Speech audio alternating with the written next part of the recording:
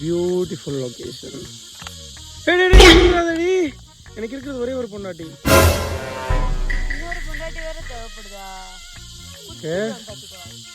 குதிக்க போறியா? இல்ல வேணாண்டி, இன்னொரு பொண்டாட்டி எல்லாம் வேணாம். மாமா அவ்வளோ ஒன்றும் ஆள இல்லை. விழுந்தீங்கன்னா மிஞ்சி போனா ஒரு 2 பல்லு கால்தான், அவ்வளோதான். சரி போலாமா?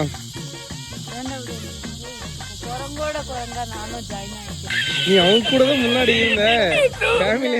உங்க கூட இருந்து அந்த குழந்தைங்களை பார்த்துட்டு வீட்டு வேலை பார்த்து பாத்திரம் கழுவி துணி துவச்சி இவ்வளோ கஷ்டப்படுறதுக்கு நான் இந்த குரங்கு கூடயே இருந்துருவேன்.